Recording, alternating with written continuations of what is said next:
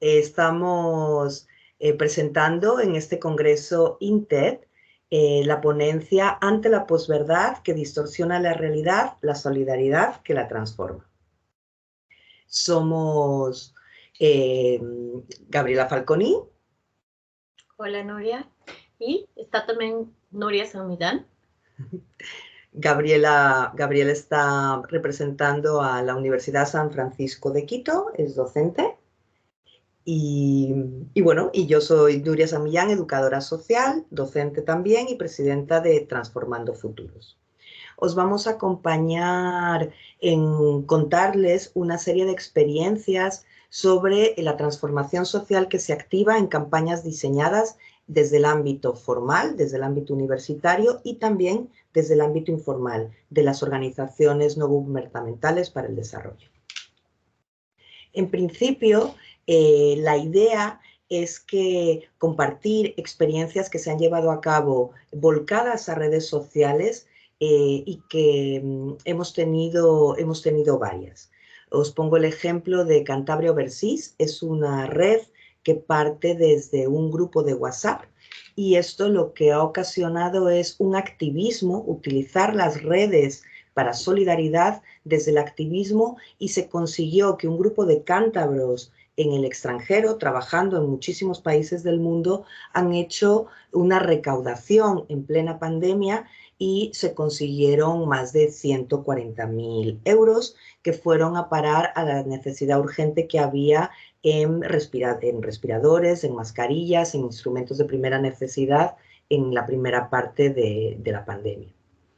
También otra manera de hacer un activismo en redes sociales hemos hecho dentro de un máster, el máster de Educación y Comunicación en Red, un relato transmedia que ha discurrido para provocar una reflexión y una acción para actuar en redes sociales llevándolo al ámbito formal, desde infantil hasta máster universitario, se ha actuado para reflexionar y actuar sobre el problema de los plásticos que hay en los océanos, dando voz y dando ganas de actuar a estudiantes que han creado sus propios recursos.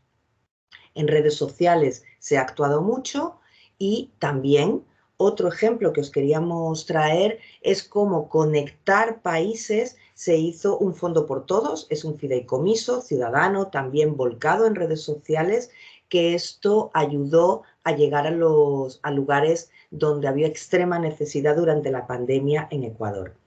El resultado es que se recaudaron más de 8 millones de dólares y se conectaron, el activismo conectó artistas desde España hasta Ecuador, artistas famosos, ilustradores, se han hecho recursos transmedia a través de podcasts y bueno, pues es una manera de trasladaros cómo se puede actuar desde diferentes ámbitos y utilizar las redes para este tipo de acciones de transformación social.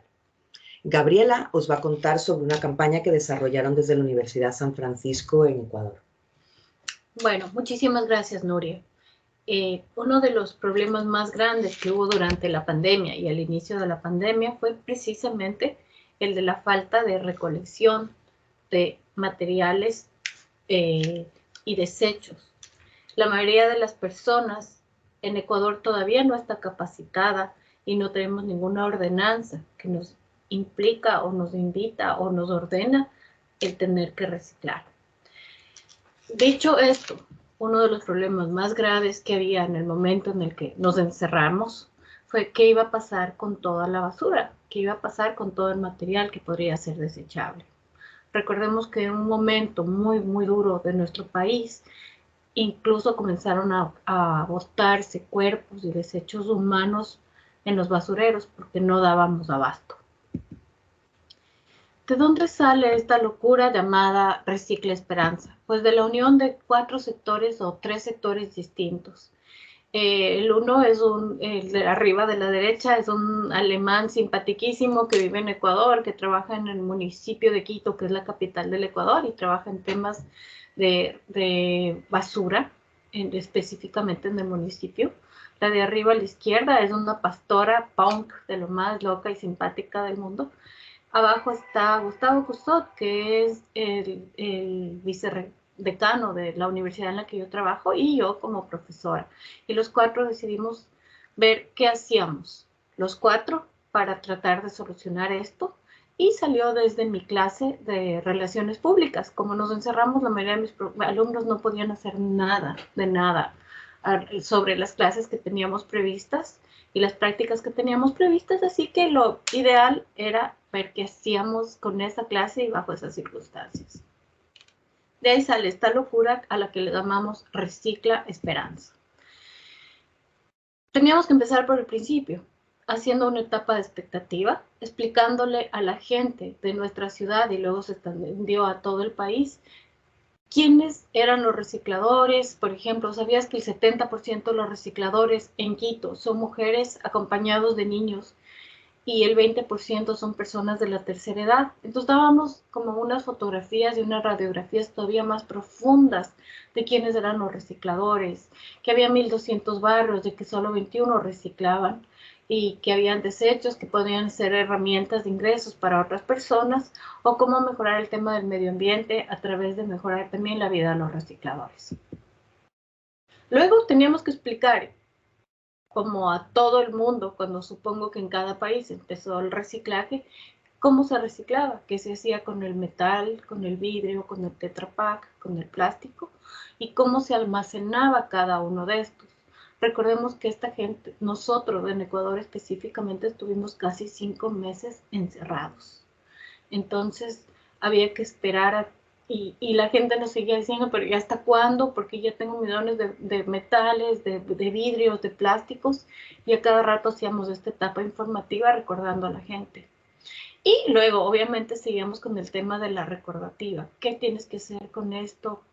¿Qué pasos tienes que seguir? ¿Cómo te puedes reciclar? Registrar en tu barrio para que puedas reciclar de manera más eficiente, y también qué señalética se utilizaba. Como cualquier campaña actual, usamos muchísimo a los influencers. Tuvimos alrededor de 150 influencers súper poderosos para nuestro país participando en esto.